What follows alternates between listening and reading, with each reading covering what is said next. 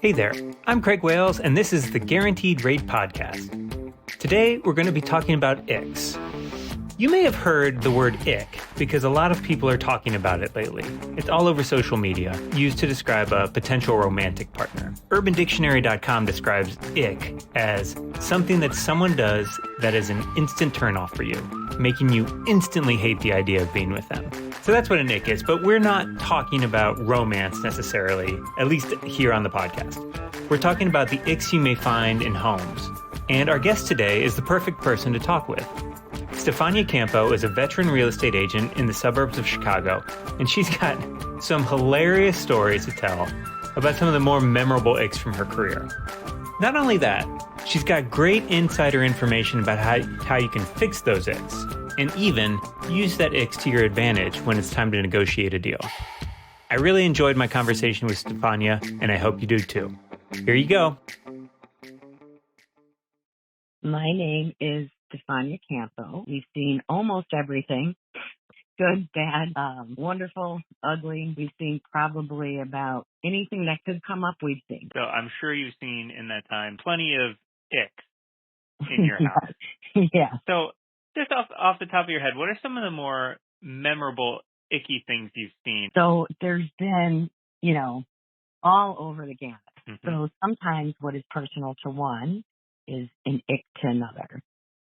So we've seen a full wall mural of clowns, which doesn't really go over well with a lot of people, and some people love clowns. We've seen built-in cases with rows and rows of dolls. That's another thing that kind of, freaks people out a little bit. Some people love them. Some people are, not into the doll collection. Pink colors, from the neon colors are the ones that kind of, scare people, or they can't see past it being a blank slate. So we try and guide you towards seeing what the possibility is, if it's not a substantial cost to you. We kind of gauge what you're willing to do and what you're not. And we kind of try and really bring that vision so you can see it when you're touring. Right. So those are some those icks, the wall murals, the strange collections. I can see how that could kind of creep somebody out and say, "Oh," when they walk into that room. But those are fixable. Totally fixable. So, usually the collections go with the person that's leaving, and it gives a very different feel when you walk back into the space. If it's cabinetry that you don't want that's attached to the wall, all you have to do is take it down with a drill and a bit and, throw them out. You can repaint them. You can utilize them, whatever that space you're going to use for. If they're usable, use them. If not, you just take them down. So it just takes a little bit of time. Yeah. Yeah. What about just general messiness in a home? You mentioned doll collections, but what about the collection that might not be a collection and might just be like a hoarder situation? So hoarder situations are pretty interesting. So the thing with hoarders' houses is it could be very organized, but a lot of stuff. We've been in an entire apartment building that every single level was full, and the walkways were made with cans of food. There were cat urns surrounding the doors and stuff like that. And, it's harder to get people to envision what that space could look like. But in reality, a house like that, typically, it's usually if somebody has passed or someone's been placed in a home, in a really good way to get a great price is to go in and to tell them, listen, we'll take care of everything. We'll empty everything. So what you do is you price out how many, dumpsters, and you could get a substantial discount on the home because it's so if it's intimidating to you as a buyer, imagine the family member that didn't even know or did know and is just so overwhelmed. And so going in and negotiating that you'll remove everything is a great way to get a good deal. Yeah, so that's I hadn't thought about that. Making the ick work for you, Right. and as a negotiating tactic. I think it sounds like a lot of those icks, you just kind of have to get past them on Mm-hmm. a personal level. But I'm sure you've seen some that aren't as easily fixable. Can't like just leave with the old owner, but it might have some longer lasting effects. Are there some like that you can think of? Sure. There's times that we walk into a home with a buyer and there's very distinct smells. So across the board, there's certain smells that somebody will walk in the house and say, "Oh, this has an old lady smell," quote unquote, or the house smells like smoke, any type of smoke, whether it's cigarette smoke, marijuana smoke. There's also houses that smell like urine, like pet urine. So there's a couple things that we've learned over the years of doing this. So cigarette, marijuana, cigar smoke, that is a relatively easy fix that a lot of people don't realize. And so if you're going to go in the house, let's say you're going to put a fresh coat of paint, that takes care of a huge amount of the smell. If you take down old drapery, that takes down an even larger portion. If you replace carpeting, anything that has a fiber that holds the smell. And if you didn't have the funds to do that, there are these machines that are called, they're ozone machines. And you put them in the space anywhere from 20 minutes to a couple hours, and you set the machine in the room and you leave. Nothing living could be in the room when the machine's running, because it will literally kill every cell that has a smell on it, and they work unbelievably. The harder things are animal urine. It's really cat urine that is a problem. So if there were a lot of cats in the house and the cat was, urinating on the hardwood floor in a certain spot, you may have to take those pieces of hardwood out and replace them. And again, it's not a huge, huge expense, but you have to be aware that if you're not handy, you will have to hire someone to go in and replace that wood. And where it could get costly is if it is in a very predominant spot, let's say in the foyer, in the middle, in an area that you can see that's not going to be covered by furniture, you're going to have to refinish the floor, and you may not be able to match the color perfectly. So you may have to refinish. But if you're planning on refinishing the floors, you take out those pieces and, it's another good way to get a discount because it turns off so many buyers. Yeah, yeah. So that you said a couple interesting things there that it would never have occurred to me. So dog urine, relatively easy to get out. Cat urine got some super icky stickiness to it. Yeah, that's No, an art, right? Yeah. And also that ozone machine, I've never heard of an ozone machine before, and that sounds like a real ick eraser almost when it comes to smell. Yeah. So now I'm gonna to press you a little further. So all of these icks, they're very icky, but they're not out of the realm of kind of what you would expect. But what are some of the crazier icks that you've encountered? Maybe even some of the otherworldly sort of icks that you've seen in your career. Noises are a big thing. So sometimes the noise could be a furnace, an AC unit, a clock, creaking floors when you step on them. But then in our time doing this, there have been sounds that we have taken buyers through homes. And one time we were on the second floor and we were about to go down the stairs, and it sounded like the furniture downstairs was moving. We were the only ones in the house. Oh my gosh! Oh gosh, that gave me the chills just hearing you say that. It was, and I stopped because I was thinking, wait, did I just hear that? And I turned around to the buyer. She was like ghost white, and she said, "We need to leave right now. You need to get out of this house.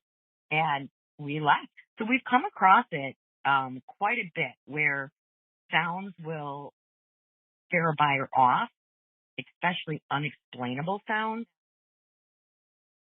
If it keeps happening, if whatever's going on, if lights keep going on and off, if there's sounds, if things are moving, if there's cold spots, we'll have buyers that go through and literally we'll walk through and say, oh, I feel a cold spot. We have to leave. I'm like, what are you talking about? And so it's really kind of your belief system, like what your body feels or what you're in tune to and which way your head goes. And so a lot of times it scares people off, but there's been studies that 59% of people will go ahead and put an offer on a house that they think is haunted. So it's a good way. If you could live with Casper, hey, maybe a good negotiating tool. I guess the theme that we're picking up here is it's all what you're willing to kind of deal with, live with, or like kind of handle yourself. That's right. It's what you can see past, what you're willing to see past, what you're willing to live with, what you're capable of changing yourself, or whatever your funds are that you're capable of changing them by hiring someone. Mm-hmm. Or just burn some sage. Yeah, or burn some sage, because that's a way that we hear that you could get rid of them. Or there's actually companies that you could find that will come in and they claim they can cleanse the house. Yeah, well, that's a great service to offer. Yeah. So let's move out of the metaphysical and maybe back to the more physical aspect of homes, where decorating decisions, stuff like that, maybe not taking care of the upkeep of the house, that can lead to a lot of the icks that we've talked about so far. But what about things that kind of are more involved in the construction of the house, like how the house is laid out and where certain things are and those sorts of things, which I imagine are probably a little bit harder to fix as well. Yeah. So there's been some, a lot of times it's layout, how somebody laid out the house, or if they added to the house some weird, the flow doesn't really flow. We've seen a 2-story home that had a bathroom just on the upper level. So there was no bathroom on the main level. So there was a pretty significant landing, and where the bathroom fell upstairs was on the other side of the wall of where the landing was for the staircase. So this family decided to put just a toilet on the landing. So halfway between the upstairs and the first floor, so that you didn't have to go all the way down or up to use the other bathroom, which for them, it worked really well. But for a lot of people walking in, they were like, what? Is this even code? And so. Was there any privacy? No privacy. It was oh my gosh. So we've seen that. We've seen toilets in the basement. You'll have an open basement and, not finished or whatever, and there'll just be a toilet just sitting there. No walls, no doors, nothing. No shower. So a lot of the weirder things usually do happen with bathrooms or like strange rooms that are added on, that don't make any sense, but to the seller or whoever lived in it, it made perfect sense. Oh my God. Yeah. I can imagine, that a lot of this is bathroom related. Yeah. But, the bathroom in the basement or the toilet in the basement, that's one thing. The toilet sounds like the middle of the house, in the absolute middle of the house, where people from downstairs can see you, people from upstairs can see you. That's ridiculous. Yeah, it's crazy. Quite icky. It's quite icky, and it's a very big turnoff, where people will just turn around and walk out. Another one they don't appreciate is like if the bathroom is in the center of the kitchen where your eating table is looking into the bathroom, a lot of people are turned off by that. Mm-hmm. I can imagine. Now I've got a few lightning round questions. It's lightning round time, where I'll just ask you a question and you can maybe list off some of the top responses off the top of your head. Okay. So we've talked about icks that are particular to certain homes that you've seen, but what about certain buyers? I'm sure everyone has their own taste, their own things that make them say ick. What are some of the ones about buyers that are maybe most common or stand out to you in your experience? Paint is a big one. Can change the dynamic of anything. Um, So rooms that are painted all black, like, hey, I get the whole chalkboard trend and, but when you do an entire room black, it turns a lot of people around, where they can't see. Some people are just not visual enough to see. When you paint your ceilings a different color, like your walls are all white, that's great. And your ceiling is neon green because they match your accent pillows. That's a little bit of a turn off for a lot of people. Mm-hmm. Carpeting everywhere. So back in the day when I grew up, long time ago, you know, there was carpeting. A trend was carpeting in the kitchen. Yeah. And you still see, in the old lady home, you still see, carpeting in the kitchen, and some people just can't get past it. Or shag. Shag was a big thing, going up the stairs to like a bedroom that was an attic at one time, and you have red shag carpeting, people are turned off by that. Or avocado green is a big one, and browns, and and the shag kind of gets matted and it looks dirty, and, but that's an easy fix. And a lot of the older homes, the benefit is if you ask them what is underneath the flooring, or you ask them, hey, you can take a vent cover out if there's a vent cover on the floor and just kind of peek underneath. If there's hardwood under it, you scored gold, because Mm-hmm. all it is taking that carpeting off, that hardwood was protected. Because years ago, like oak hardwood flooring was a subfloor, not like today where it's plywood. Yeah. And so you might have gold under there. Dark paneling is another one. Paneling was big. And that's another easy fix, because the way that the paneling goes up are just like little tiny finishing nails, right? So to patch those, as long as the walls underneath were intact, that's a pretty easy fix. You could take it down, fill the holes and paint. Paint goes a long way. Yeah. Dated light fixtures. If you're in a house that's empty and all you see is like retro 1970s, which some people love it, that's a super easy fix. Like lighting changes a room so much. You can go to Menards, you could go to Home Depot, you could go on Amazon, order a light fixture, swap it out, and it will change the whole feel of everything. Another thing is, hardware on cabinetry. Like, the little dated, like real squirrely handles. Mm-hmm. Go pick a pack of 10, 20, however many cabinets you have, and that'll change the whole look. So there's things that initially that people are like, oh, or they'll say, oh, Stefania, I love the house, but I hate all the gold fixtures. The bright, brassy gold. So what do you think you mentioned paint. What are the ickiest paint colors? You mentioned the black charcoal or chalkboard trend, but beyond black, what are some of the icky paints? Neon, all the neon colors, neon yellow, neon pink, neon blue. Those are really hard to see past. More of the neutral tones seem to be okay because they can kind of envision and they're kind of warm. Bright yellows, bright greens.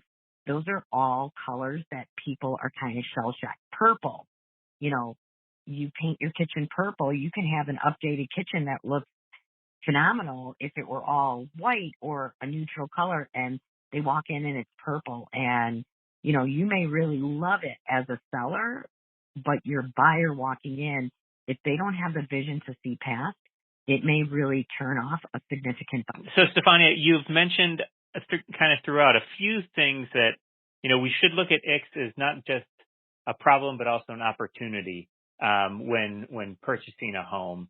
But so what do you tell your buyers when they see an ick? What sorts of ways do you tell them to approach this icky aspect of their possible home when it's a buying situation?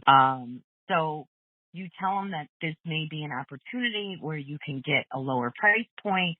So you kind of explain that side of it. And then you also explain to them, how easy some things can be to fix. And let me tell you something, paint goes a long way.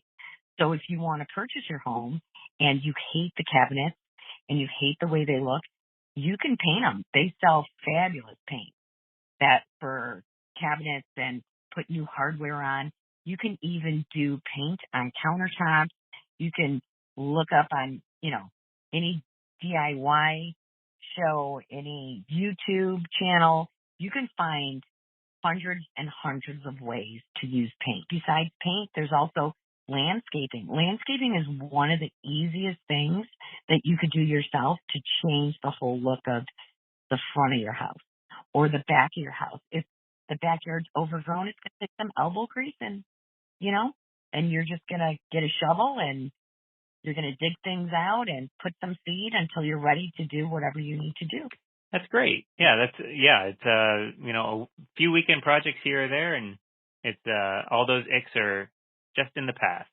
Yeah. Well, Stefania, thank you so much for sharing your experience, and I hope digging up all these old icks doesn't bother you going forward. You don't have any bad dreams tonight about any horrible homes that you visited. But anything else you'd like to say before we go? No, it's just, make sure that, when you're going through any home you're ready to buy, that you go ahead and you go with an open mind and have a good vision for what could be and find out the low cost to change little things out. And, you can also talk to your lender and see if you can do some bigger projects up front and if they can roll anything into your mortgage and, kind of jump to the finished product and, that's it. Great. Stefania, thank you so much. You're welcome. Thanks for having me. I'd like to thank Stefania Campo for sharing her great, crazy, icky stories with us. If you'd like to learn more about ways to finance your fixes, check out rate.com/knowledge center. While there, you can also connect with a loan officer. This has been the Guaranteed Rate Podcast. Thanks for listening. Guaranteed Rate is an equal housing lender. Company NMLS ID number 2611. For licensing information, visit nmlsconsumeraccess.org. Applicants subject to credit and underwriting approval. Restrictions apply.